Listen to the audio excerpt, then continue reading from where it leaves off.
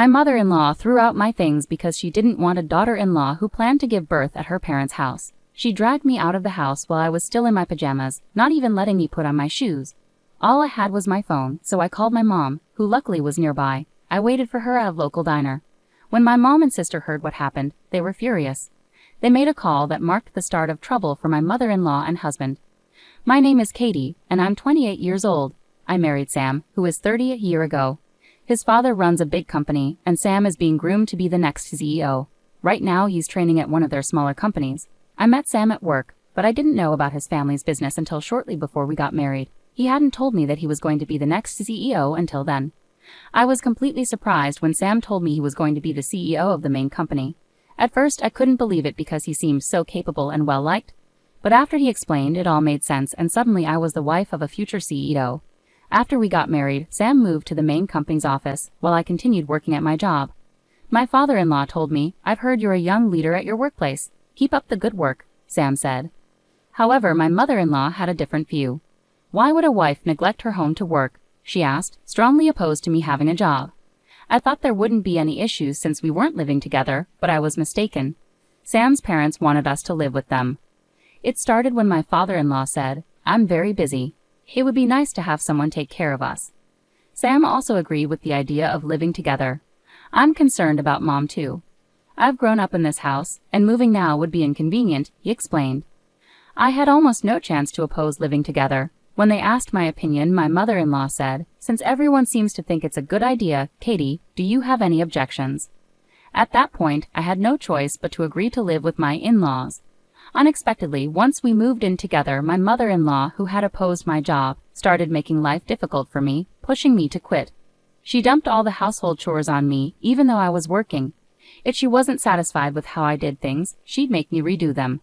At first, she complained about small things like a speck of dust or a stray hair. I tried to learn from her feedback and clean those spots better. Then she started checking unusual places like behind the TV or between dressers for dust, places that aren't typically cleaned regularly. I thought, these aren't part of normal cleaning routines. So I finally spoke up. "I can't clean these spots every day. I work just like Sam does. I'll do a thorough cleaning on weekends, so there's no need to redo everything today, right?" My mother-in-law got angry and snapped back. "How dare you talk back to me like that? Times have changed. It's unheard of for a daughter-in-law to be so bold." In her anger, she called for Sam. "Sam," Katie yelled at me. I had gently pointed out areas she missed while cleaning, thinking it was for her benefit. But she portrayed herself as the victim, shedding fake tears to Sam. I hoped Sam would understand and support me. "Mom, Katie is working too. Maybe you could go easy on her," I thought. But reality was different. "Why did you upset Mom like that? She was only trying to help. Why are you getting upset?" Sam scolded me. In the end, Sam sided with his mother. That's when I realized the only person I could rely on in that house was my father-in-law. But he was rarely around due to his busy schedule. I had to fend for myself. That's how it went. After that, I stopped confronting my mother-in-law. It didn't matter what I said. She would always tell Sam, and I would end up feeling down. It seemed better just to quietly listen to her. That's the approach I started to take, knowing Sam wouldn't support me. It was the only way to have some peace in that house. I lived like this for a year, but then I started feeling unwell and decided to see a doctor. It turned out I wasn't just sick, I was pregnant. I wondered how my in-laws would react to the news. With a glimmer of hope, I first told my husband. "You know how I've been feeling off lately. I went to the doctor, and guess what? I'm pregnant," I said. "Wow, that's great. So I'm going to be a dad, huh? Can't wait. Do we know the gender yet?" Sam exclaimed.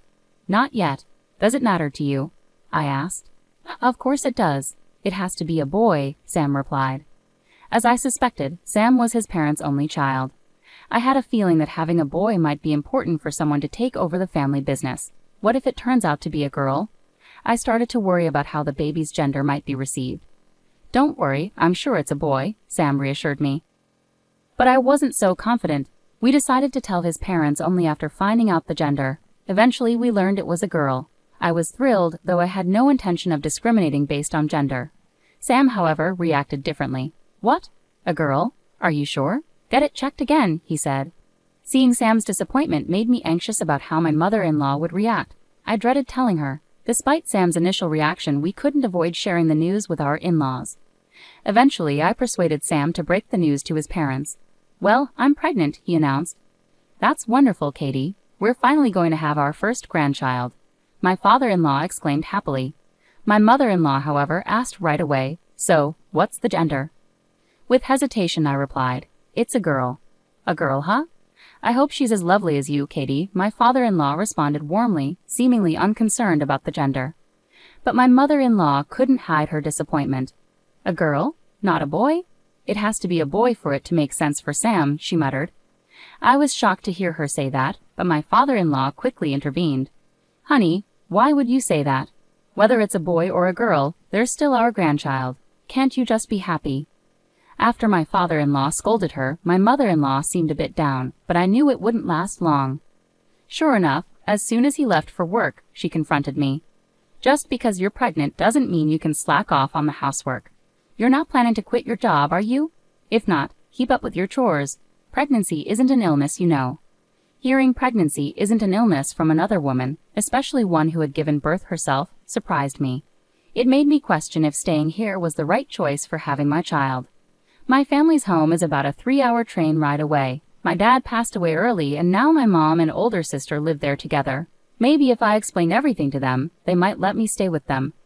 I started to feel that giving birth at my in-laws' place might not be the safest option, and remembered my family's home could be a better choice. I decided to contact my mom right away. "Mom, it's me, Katie. What's up?" "It's rare for you to call. I'm pregnant, and I was wondering if I could come home to give birth." "You're pregnant? You should have told us earlier. Congratulations. Come home for the delivery, of course, that's fine. But have you gotten permission from your in-laws?" "Well, not yet.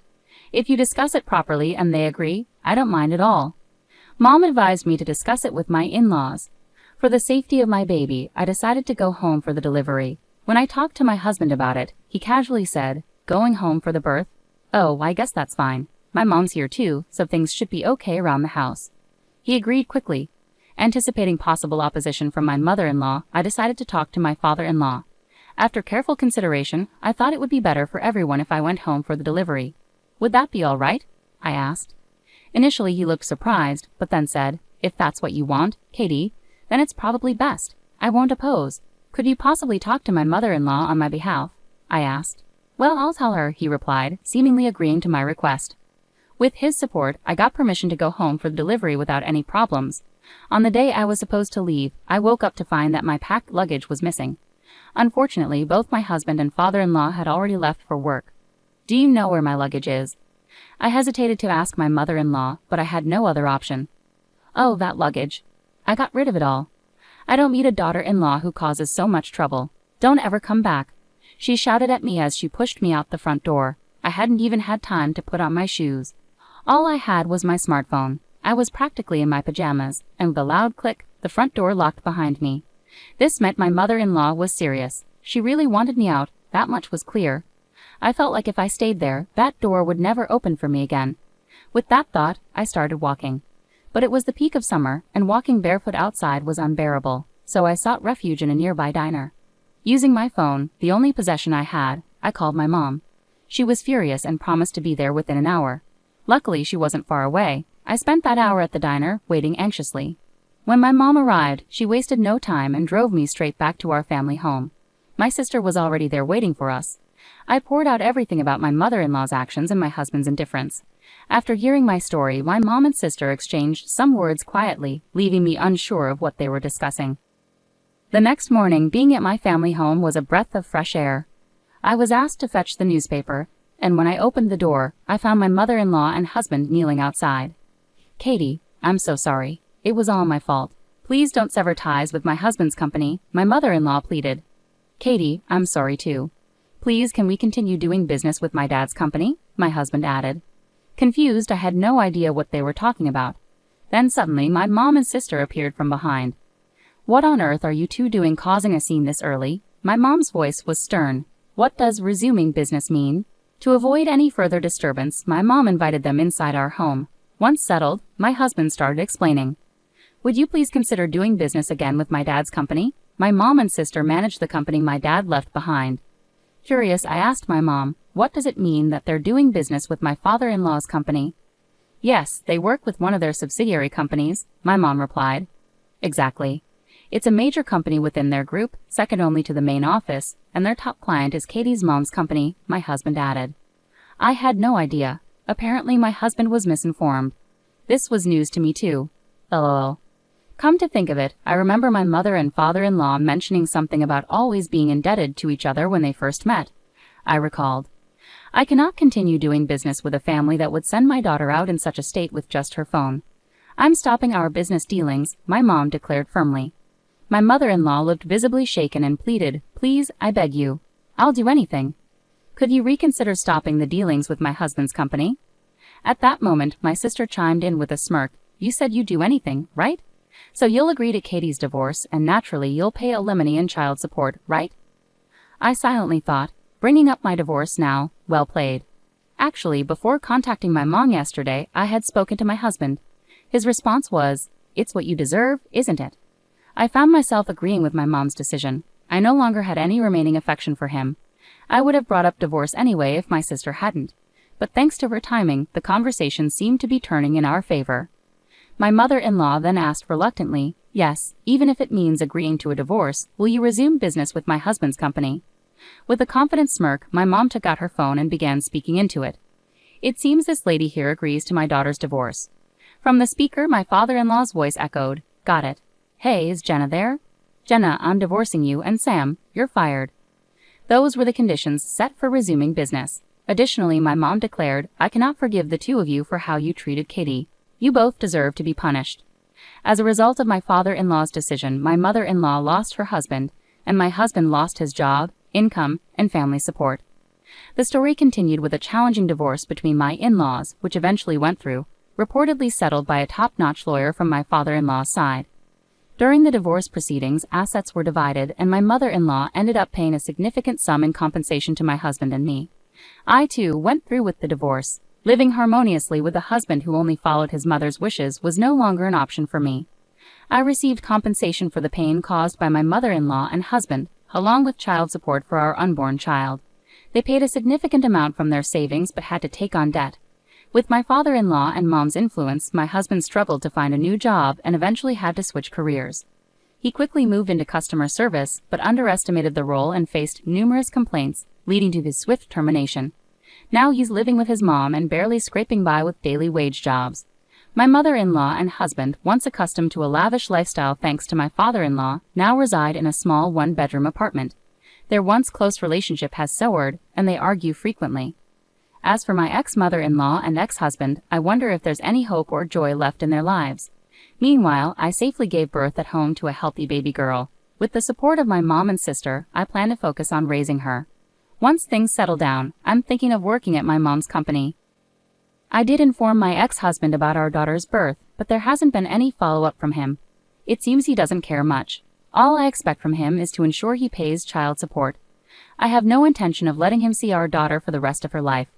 From now on, my focus is moving forward and living a fulfilling life with my daughter, supported by those around us.